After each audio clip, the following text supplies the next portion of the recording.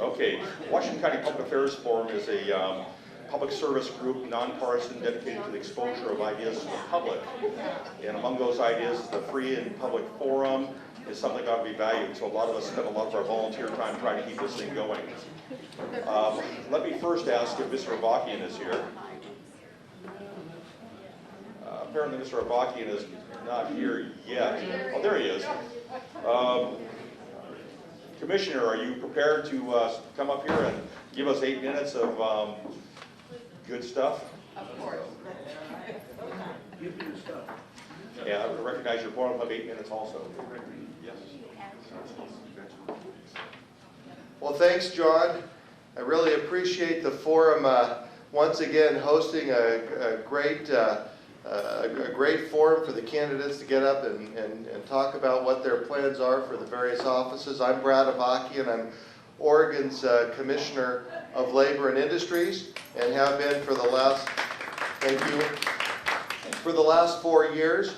As the state's Labor Commissioner, I primarily do 2 different things for Oregonians. One of them is to make sure that Oregon has the best trained, most ready workforce that you can find anywhere in the globe, because that's what's going to attract businesses to this state that are going to bring jobs with them, and it's what's going to inspire businesses that are already here to expand and create jobs for us.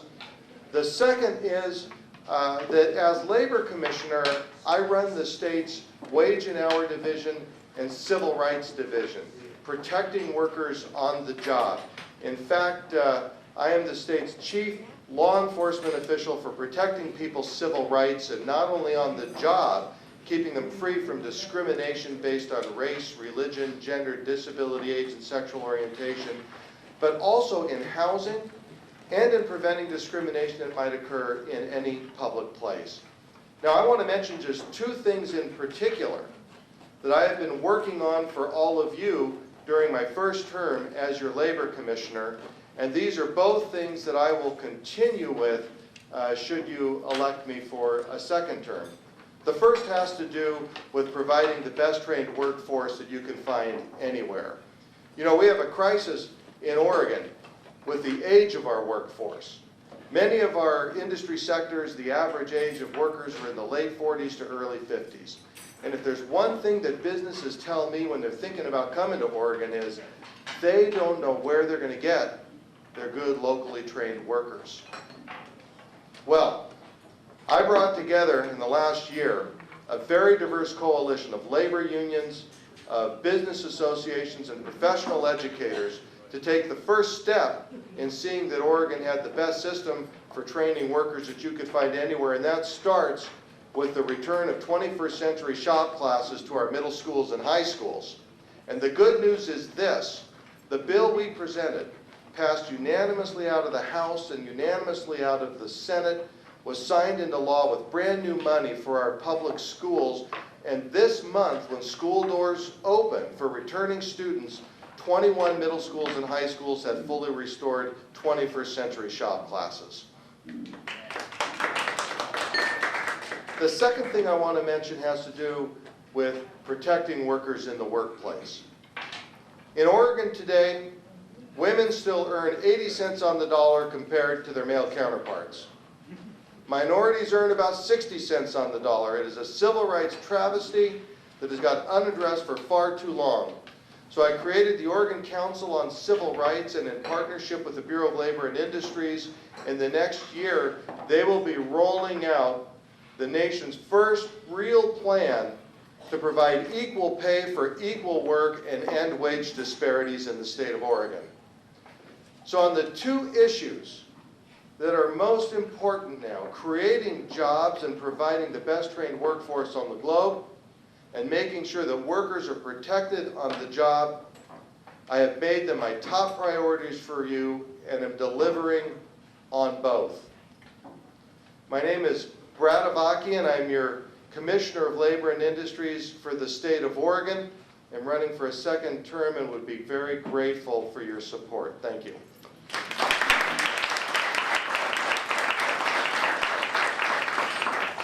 We're dispensing with sometimes lengthy introductions and things like that, assuming people in public office can actually identify themselves and represent themselves, and leaving more time for questions for the folks. So Senator Bruce Starr is a candidate for the office that Mr. Bockian currently holds. This light, I think, is bothering folks. I'm going to move it just a little bit. Is that a problem for anybody else other than one person who spoke to me? Okay. Okay. See, that's a successful operation. No one died. It is great to be with you this afternoon. As usual, the Washington County Public Affairs Forum does a fantastic public service all year round, but especially here during election time when you get to hear from candidates that hope to represent you from Washington County and around the state. I am State Senator Bruce Starr. I've had the distinct privilege and honor of representing Western Washington County in the Oregon legislature over the last several years. I've had legislative experience. I've owned and operated my own small company since I graduated from college. My wife and I live here in Hillsborough, where we raise our 2 children. I'm a native of Washington County. I grew up here. My mom and dad, in fact, still live on the farm that I grew up on. I understand, I believe Washington County, I think I understand what makes Washington County great, but I think I understand what makes Oregon great. And what makes our state so fantastic is the family farms and the small businesses that are the backbone of Oregon, backbone of Oregon's economy. And quite honestly, ladies and gentlemen, those small family farms and small businesses are under attack in our state. And we have some really serious and significant challenges that we need to face as Oregonians, as elected officials, and I would suggest as Oregon's next commissioner of the Bureau of Labor and Industries. Getting Oregonians back to work, creating a healthy, vibrant, and growing economy, that's been my focus in my time in the legislature. And that's not going to change if I get the opportunity to represent all of Oregon as Oregon's next commissioner of the Bureau of Labor and Industries. You know, I've never wavered really in my faith in Oregon entrepreneurs and the small businessmen and women, the Main Street businesses that populate Oregon Main Streets, Oregon farmers, entrepreneurs, innovators, Oregonians that want to invest in our state. What I don't have a lot of faith in is new government programs and high taxes, more rules are going to ultimately solve the challenges that we're facing as a state. I believe that every statewide elected official in our state, statewide, every legislative candidate, every legislator, you know, we ought to be laser focused today as you look at what's facing our state, laser focused on policies that will grow Oregon jobs, that will create economic opportunity. Folks that want to invest in our state, we need to be there supporting them. Why? Because those are the individuals that ultimately are going to create the opportunities that we need in our state. Far too many of our friends and our neighbors and our family members continue to be out of work. What are your state elected officials doing to help to grow jobs, to help to create economic opportunity? I look forward to the opportunity to serve as Oregon's next commissioner of the Bureau of Labor and Industries so that we can work with Main Street businesses, so that they can grow their companies, so that they can invest their time and energy in their companies. Yeah, I understand the role that the commissioner plays as it relates to enforcing Oregon's laws as it relates to employment and public accommodation. I understand that responsibility and I will take that seriously. Oregon law will be enforced. If employers take advantage of employees, those employers will be held accountable. If landlords and folks that own properties like this open to the public take advantage of their customers or their tenants, Oregon law will be enforced. People will be held accountable. But I would suggest that we can do that in a way that doesn't undermine the ability of those business owners and those landlords and the folks that run companies or businesses like the old spaghetti factory will be able to stay in business, be able to continue to grow and thrive. We can bring companies and employers and potentially landlords that are out of compliance, we can bring them into compliance, make sure that they're following the law, and do that in a way that is constructive, collaborative, that ensures that we don't put people out of business. We can do it in a way that helps to create a strong economic foundation. It can happen. We can do both. Now, it's the Bureau of Labor and Industries. It's not just the Bureau of Labor. There's two sides to this coin. And as a legislator, I've been privileged to have really strong relationships with individuals that represent the labor side. The private sector trade unions have supported the efforts that I've undertaken on their behalf in the legislature. They've supported me politically in my campaigns over the years. Got good relations there. In the future, I believe that we will be able to maintain those good relations. On the flip side, though, you got to have strong business ties. You got to be able to bring both sides of that coin together. And I'll be able to do that as Oregon's next commissioner. There are challenges facing our state, there's no question. And bringing individuals together to solve challenges, identify rules perhaps that discourage investment, discourage business expansion in our state. Identify statutes that are on the books that make it more difficult for businesses to want to locate in our state. We can work together, both business and labor, to grow a healthy, strong Oregon economy.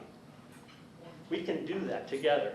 I have the skills, I believe, that can bring Oregonians together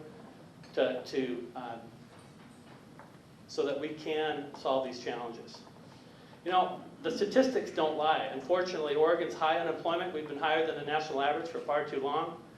We're third in the nation in hunger. We got one in 5 Oregonians on food stamps. Job growth in Oregon is 32nd in the nation compared to all the rest of the states. Those are things that need to change. And I would suggest by electing a different kind of statewide official, one that doesn't see government as the solution or government as the answer, but is willing to invest time and energy in growing private sector jobs. We can turn the state around, and I'm excited about the opportunity to do that as your next Commissioner of the Bureau of Labor and Industries. I need your help in that. I'd ask for your support. I'd ask for your vote. Labor is great, but it's jobs that we need.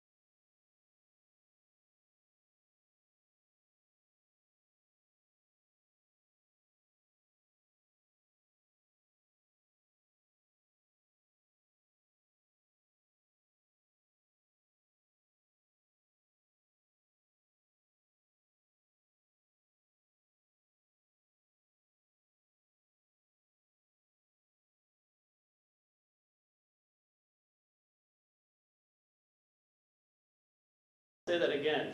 Labor is great, but it's jobs that we need, and please join me. We can get Oregonians back to work. Thank you very much.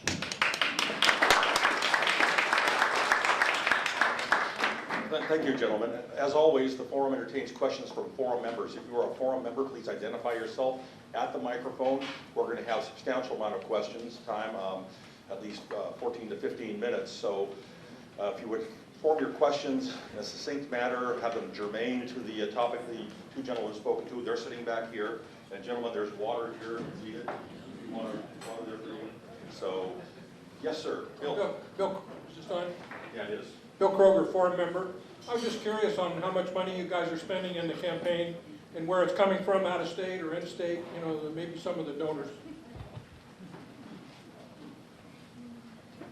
Well, Bill, I appreciate the question. I think that I think that my campaign has raised a little over $300,000, and I think virtually all of that is from within the state, which is typical of the way that I like to do my public service. They are mostly smaller local donors.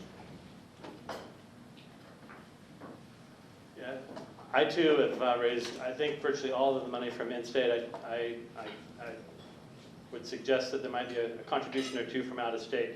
But again, small business owners, Oregonians that are concerned about creating economic opportunity and jobs, creating an agency that's fair and unbiased and balanced, those are the donors that are supporting my campaign.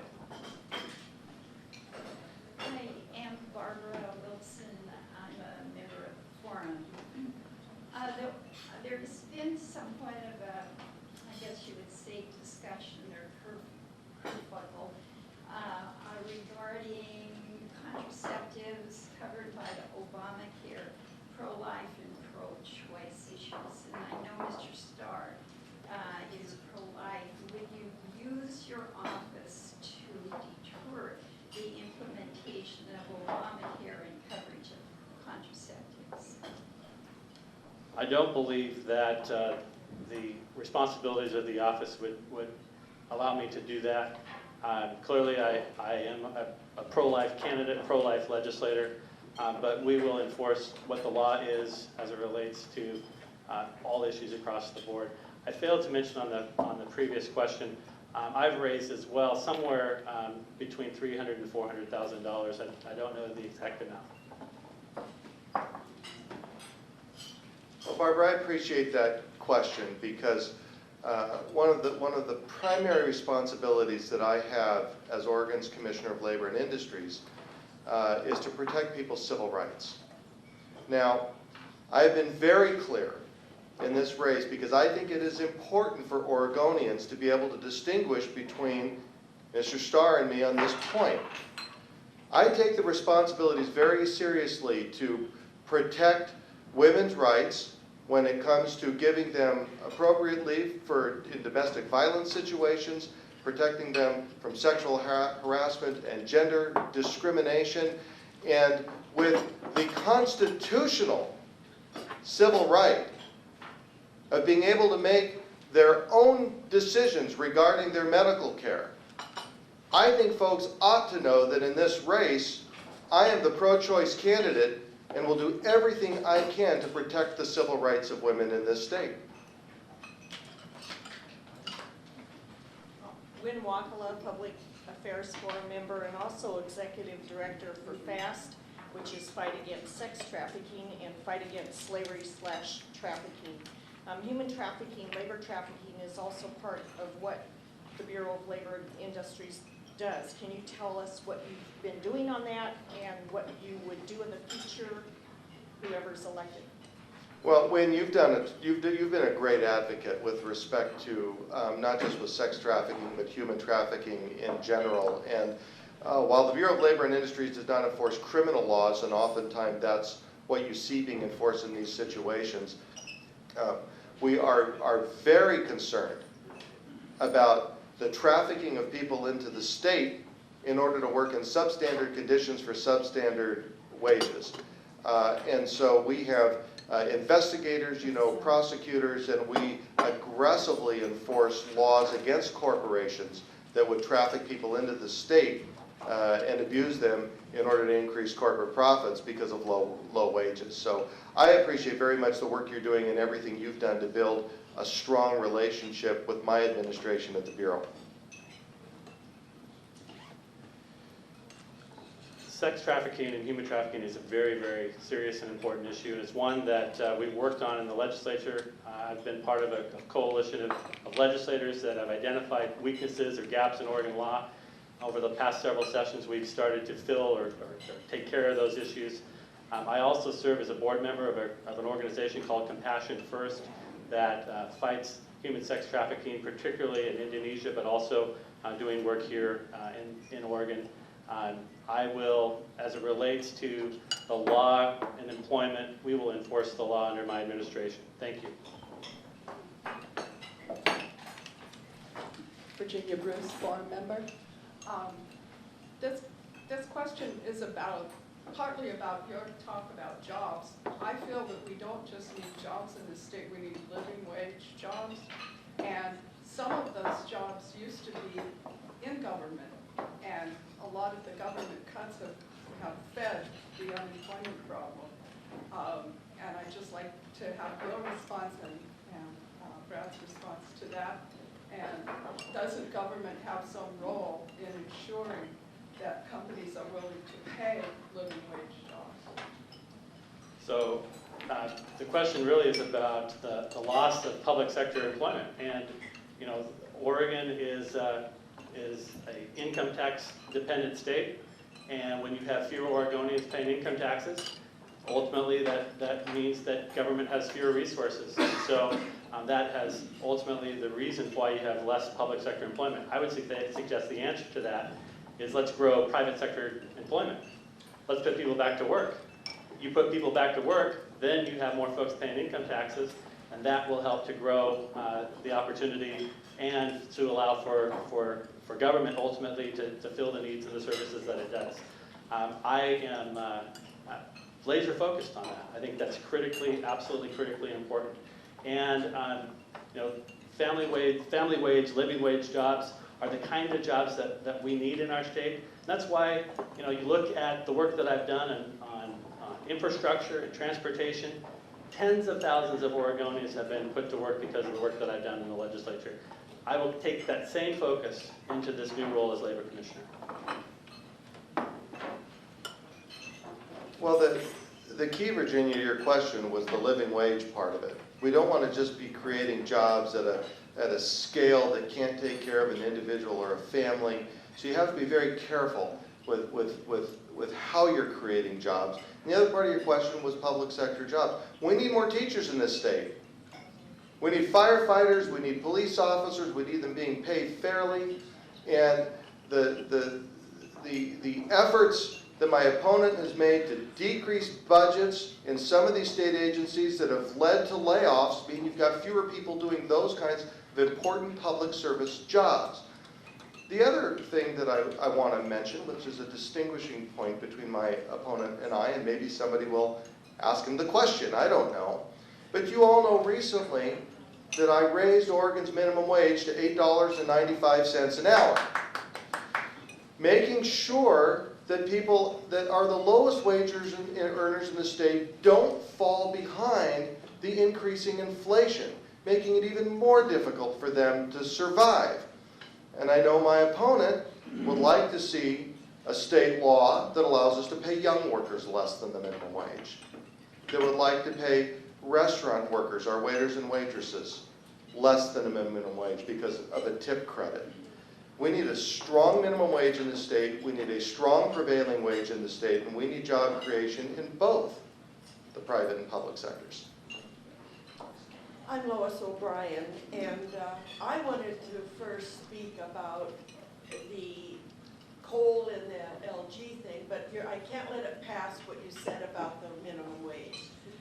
When the minimum wage increases, the only one who gains is the are the governments that collect taxes, because they're earning more, they're going to pay more taxes. But if then that means every business that hires someone has to raise their costs, and there's always that certain amount between what it costs to run a business and what they can pay out, and so that no one wins except the tax man. So I have a hard time understanding how you can justify that. I mean, menus have to be rewritten, goods have to be charged higher. So what do you say about that? I say the one group respectfully that you left out were those poor souls that are earning $8.95 an hour and trying to make a living for themselves and their families on that. That's their startup pay, that's all.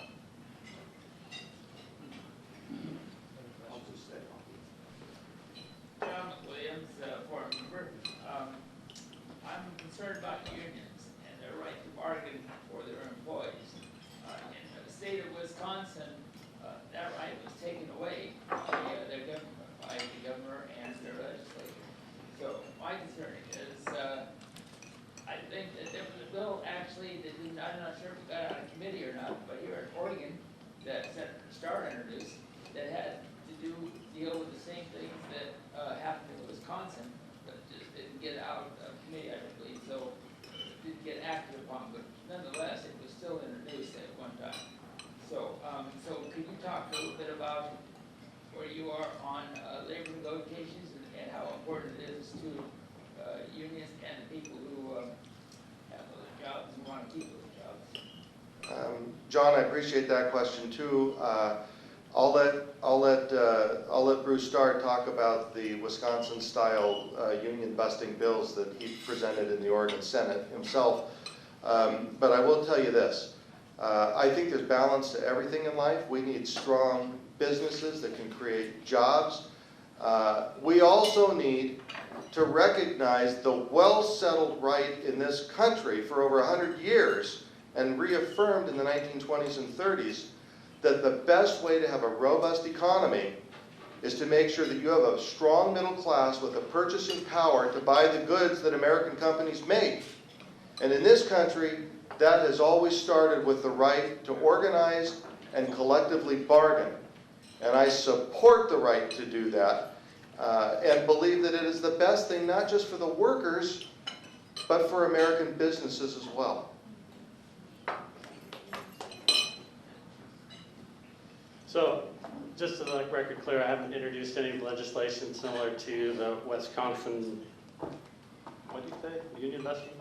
I'd like to know specifically what bill you're talking about, because I do not have number for it, so.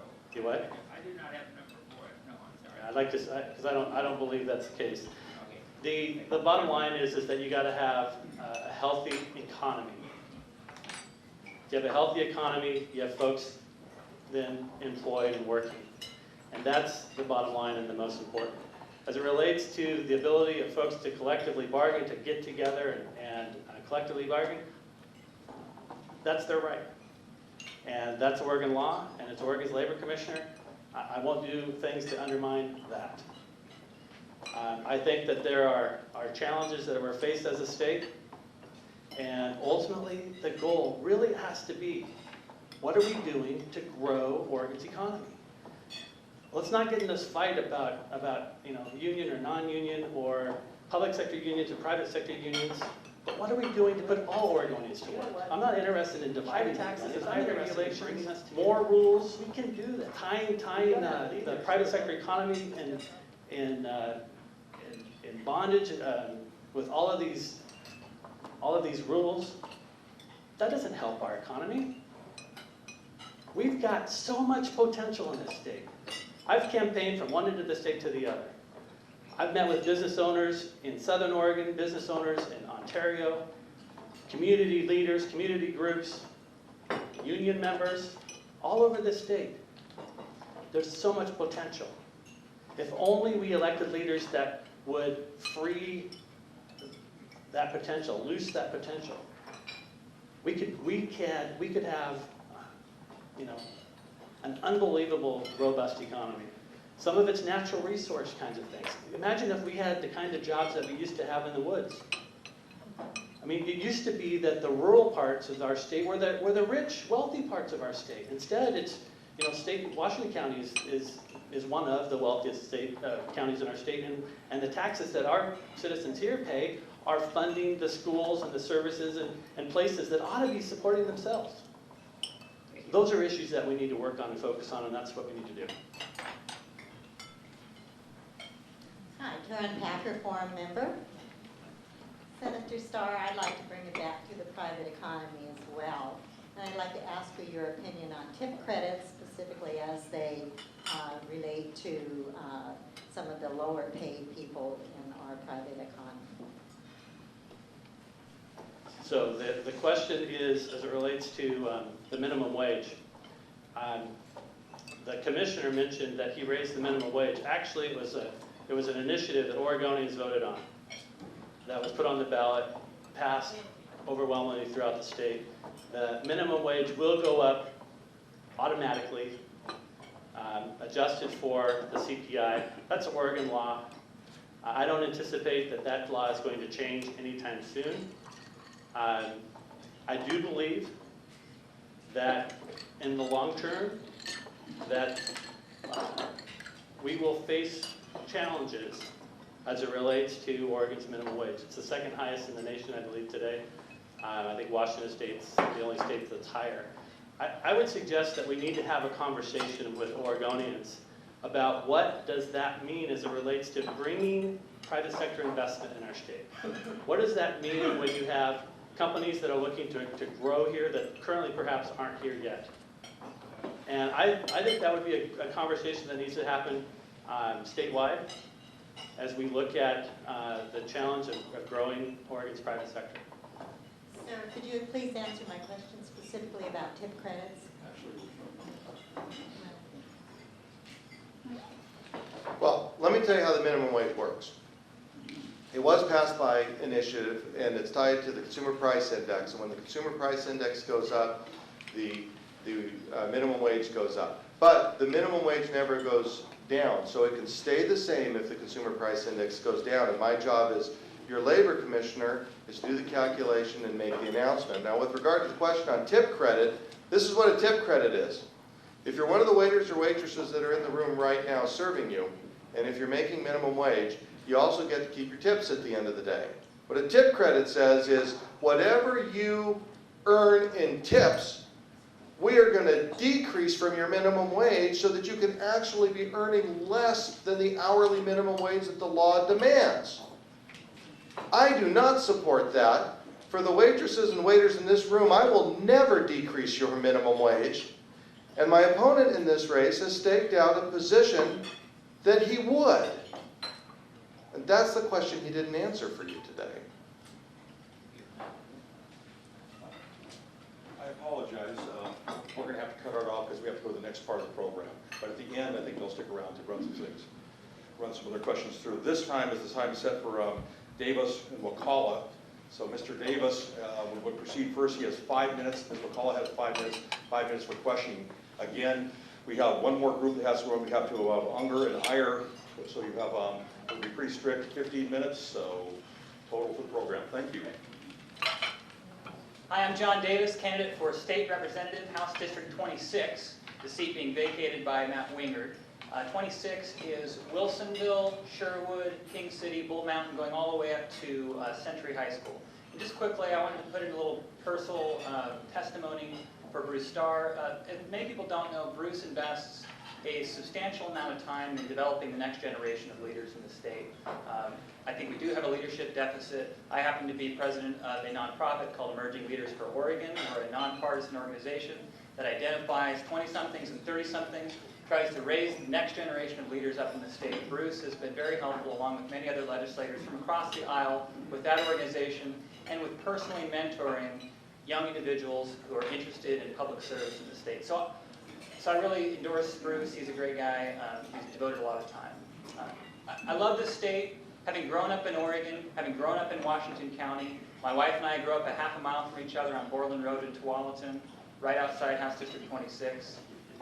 I went to Westland High School, she went to Wilsonville High School. We both met out of George Fox University after riding the same elementary and school bus for 6 years and not knowing each other. So we're really natives of Oregon and Washington County.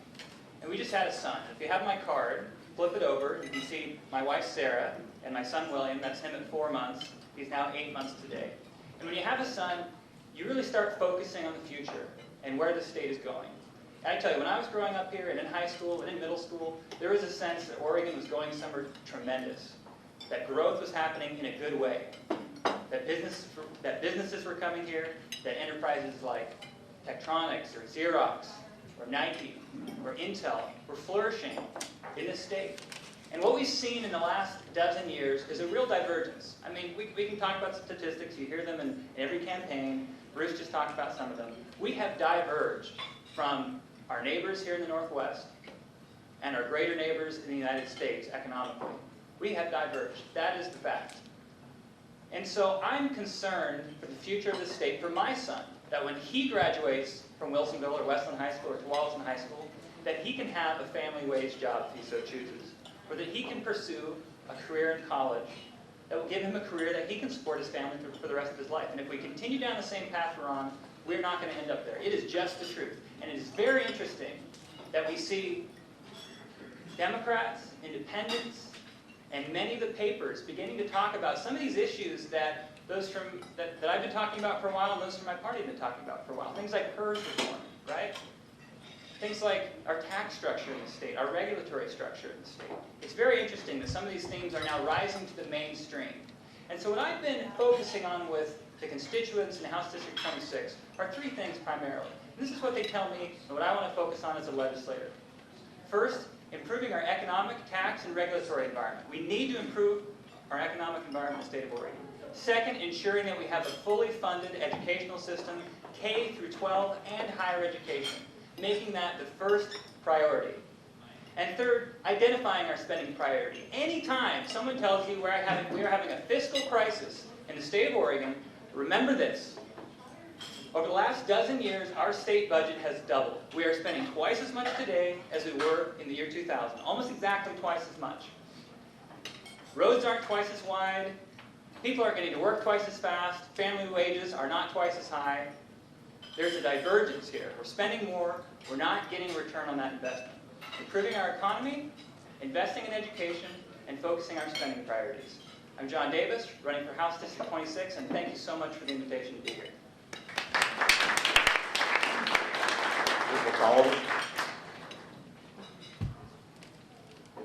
Hi, my name is Win Wakala. It's Finnish. It's very hard to pronounce.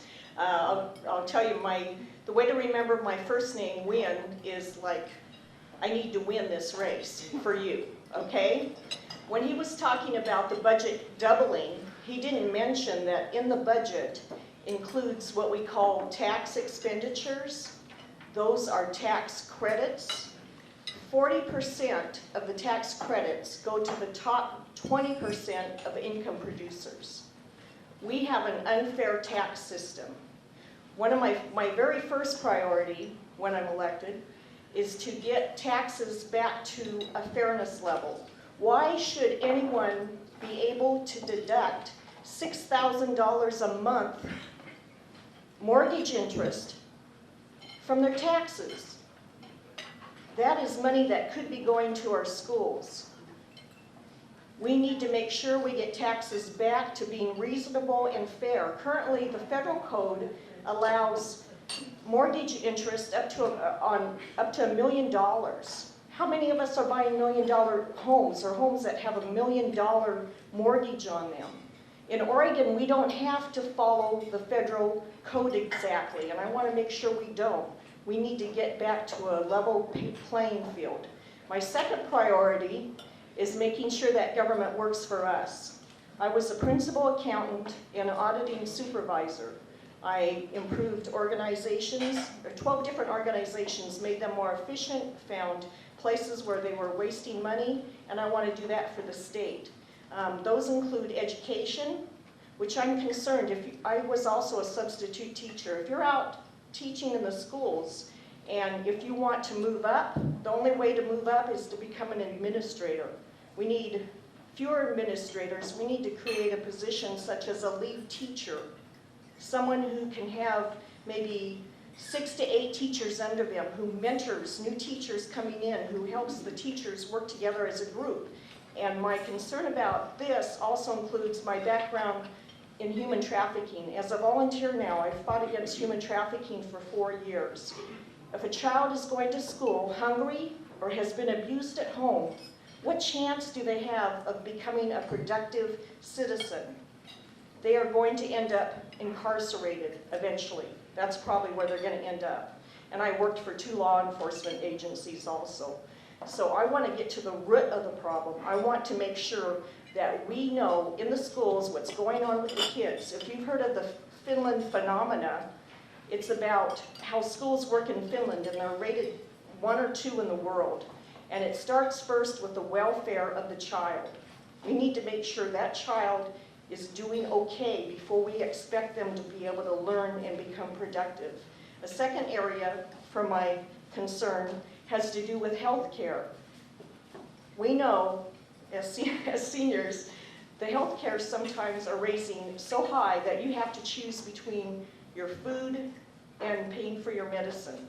Why are we allowing companies to make 30 or 40% profit? I think healthcare needs to be regulated like the utilities. I used to audit those. You shouldn't allow more than 3 to 6% profit. It needs to be regulated. And my third thing I'm concerned about is women's rights. I grew up in the 60s. I'm not taking women's rights back. We need to stand up for ourselves. And this, from my human trafficking background, this is a problem around the world. And we here in the United States need to lead on this. We need to help women all around the world. And we need to make sure our rights are not taken away. So I ask you to vote for me. If I don't win, it will be a no-win situation in the legislature, okay? So vote for Win Wakala. Thank you. Are there any questions? Well, hearing none, I will. We answered everything. Yeah. Okay, address yourself as a forum member and proceed with your question. I'm Barbara Wilson, forum member.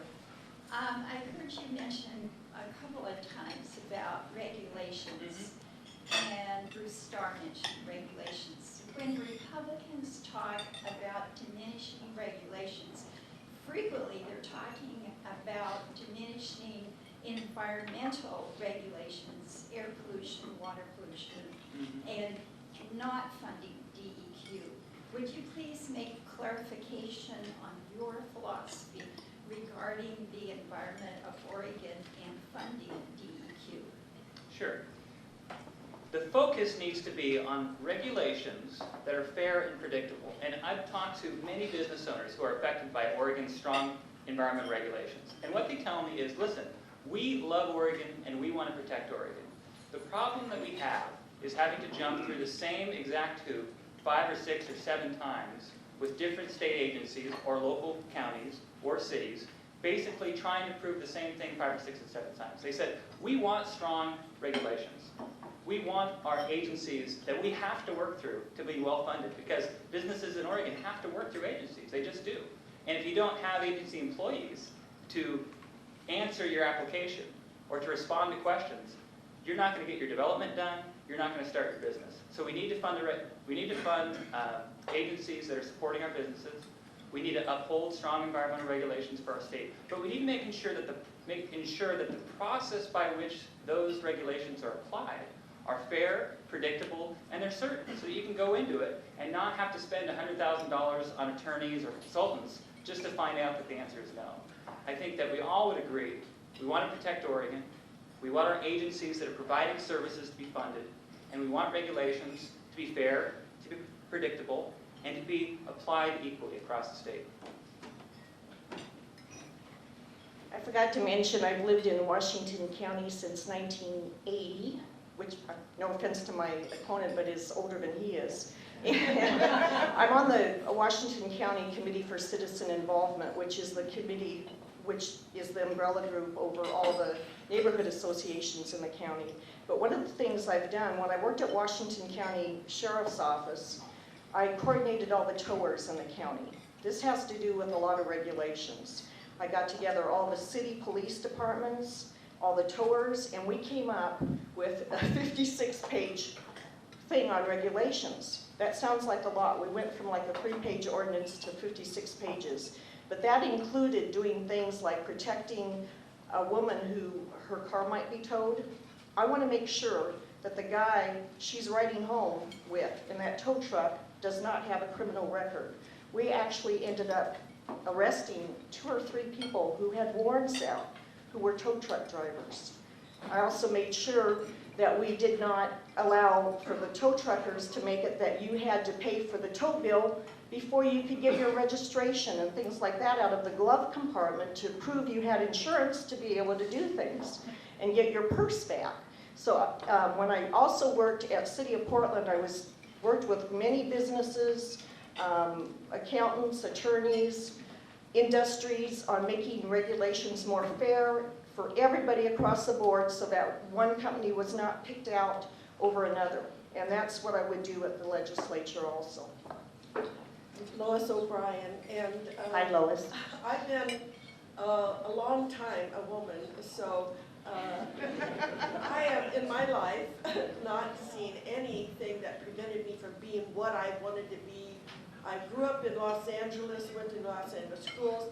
I basically supported myself from when I was 16, although I did work 4 years before that.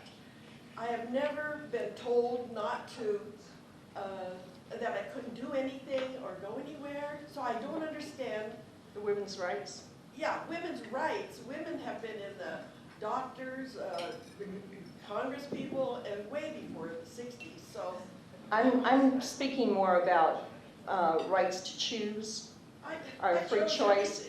No, I mean as far as birth control, I mean as far as our personal lives go. And I think that goes as far as anybody who wants to be married too. I think your personal life is your personal life and we should not be regulating it. And I know there's some, like even with Obamacare types, what they call Obamacare, there's some people who want to not allow women to have birth control under the insurance. And I think if they're allowing Viagra, they should allow birth control too. We're shoehorning a lot of stuff into a very short period of time. That's how they make sausage and law. So we're going to go next to the next group of folks. Thank you for coming up here. Basically, Ben Unger and Katie Eyre. And Kate, why don't you go first? Are you available? They're capable of introducing themselves, and I don't want to use their time introducing them.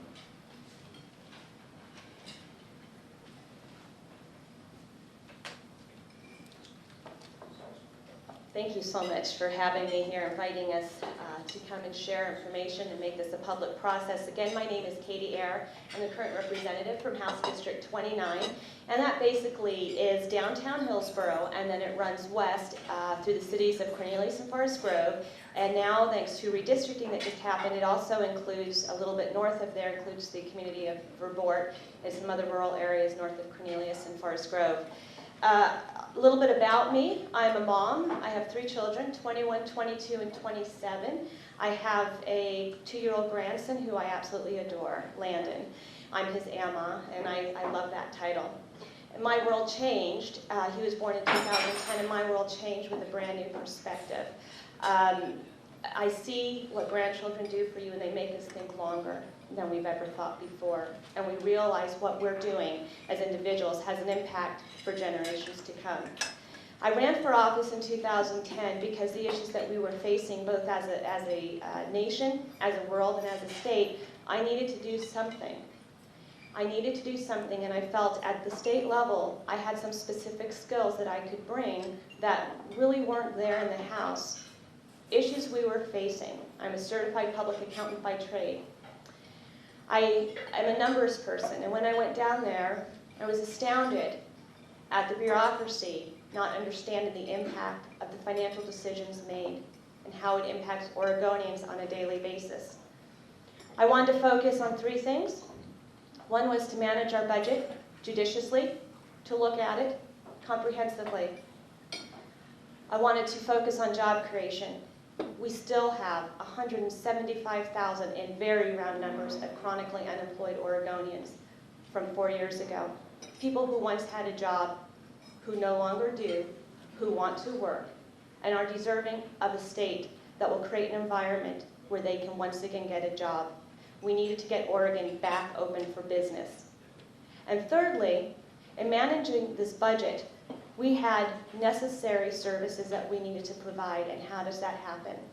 We needed to get enough money to education. We needed to get money to services such as senior services. We needed public safety. We need various necessary services that we needed to make sure to get as much money there as possible. And to figure it out with forecasts, historic forecasts that are given quarterly that have been historically incorrect, habitually incorrect, and going the wrong way. The forecasts of our economic forecast of our general fund dollars was not going up, it was going down. So what did we do? Went down to Salem, I went down with those targeted areas. I delivered on all 3 of them. I have done it in a nonpartisan way and bipartisan. I am able to play fair in the sandbox. We had a split House, first time in Oregon's history. 30 Republicans, 30 Democrats, and the voters absolutely got it right for such a time that we've been facing, because we each have to show up every day willing to do the right work of the people. We couldn't put party first. I have never put party first, and I never will, because this is about serving Oregonians.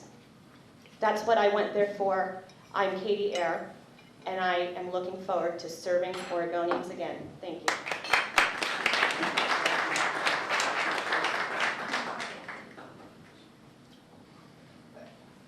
Hi everyone, my name is Ben Unger and I'm a Democratic candidate for House District 29. I'm running for the legislature in the hopes that I can bring the values that I grew up with in Washington County to Salem. A couple of those values. One of the values I learned, I grew up on a farm just south of Hillsborough, is the value of hard work. I learned that from my dad. And one of the things that made me want to run for the legislature was seeing the problems that our community faces every day and getting the feeling that the legislature wasn't working hard enough to actually solve them.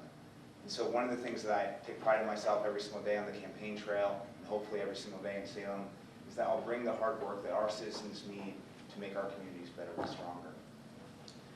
The other value that I would bring to the race, and the value I hope to bring to Salem, is the value of service. I learned that from my mom. My mom works at the Catholic Church, and when I was growing up, she worked at St. Matthew Catholic Church in Hillsborough. And that's where I learned how to help my community. And I also learned that my community was in need.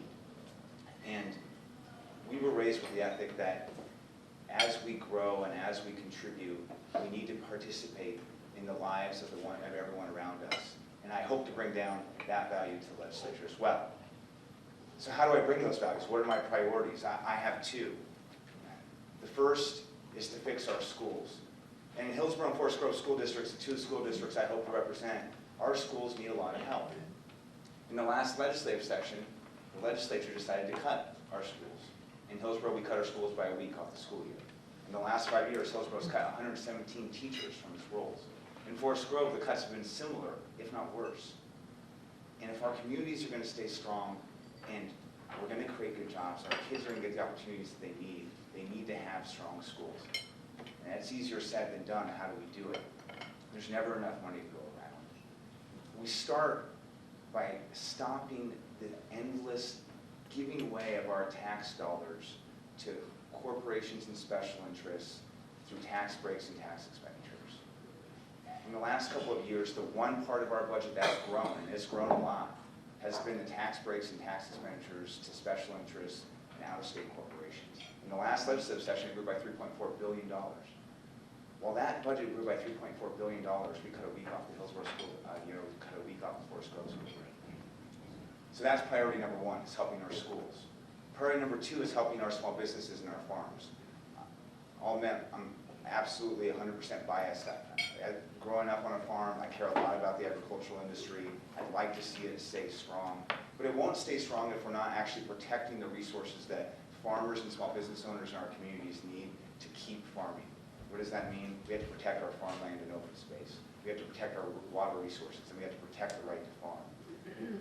While we do that, we also need to make sure that small businesses in our community can serve those farmers. For those of you who aren't super familiar with the lines of the legislative district, the district we're running to represent is what I call the old Hillsborough. It's the non-Intel part of the district. We don't have the high-tech surge of jobs in Washington County. What we have are small businesses. And those small businesses, they need a couple of simple things. They need a simplified regulatory structure so that when they want to expand or they want to grow, they want to get started, they can easily.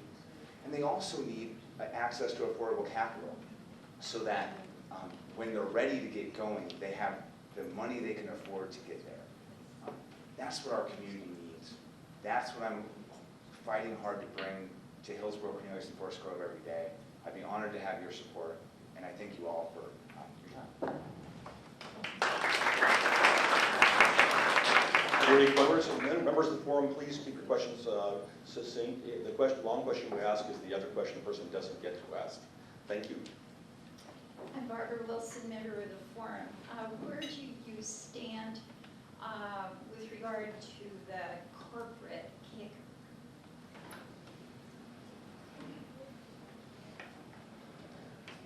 I support the current measure that's on the ballot to take the corporate kicker back and reinvest it back into the services our communities need. I also, for what it's worth, support taking the personal kicker and using that as a rainy day fund for specifically for K through 12 education. Representative Ayer talked about our fluctuating budgets. And one of the things that I think most people can agree that we can do to stop that fluctuation is to create a rainy day fund. And the best way to do that is to take our kicker, which is created by this fluctuation, and put it into a dedicated fund for K through 12 students. So I support both the measure and personal kicker. As far as the corporate kicker and the measure that's on the ballot, I feel good and bad about it for a couple of reasons. One is the idea of it is good. The idea of it to segregate it into some kind of targeted fund is good. Senator Ginny Burdick, who's long been a proponent of kicker reform, is bothered by this measure as well, because the concern is that if it does pass, first off, the corporate kicker is very small dollars, very small impact on our budget, but if it passes, it potentially forestalls the comprehensive discussion of long-term savings and funding for education specifically, and overall kicker reform in general. And I'd like to couch the whole conversation of kicker reform inside of managed spending as well, and what safeties do we as a legislature impose upon ourselves to manage our spending. Any money that is set aside, unless it's constitutionally set aside, we with the best intentions may set it aside currently for some targeted fund, education in this particular case, but we can invade it at any moment in time for a general fund, for any other purpose. So until we are true to ourselves as legislators and have an open hand policy on managing our budget specifically for education, all of these things are short-term fixes that best of intentions maybe not really going to do what we need it to do. Thank you for your question. Lee Coleman, I'm a forum member. Specifically for you, Ms. Iyer, are you a member of the American Legislative Exchange Council, or are you supported by ALEC? And have you sponsored or voted for any of their proposals in our legislature? Thank you. My name is Katie Ayer, again, that's how it's pronounced, is Ayer. And I am a member of ALEC. I don't know any bills that I may or may not have endorsed by them. They are not influential on me at all.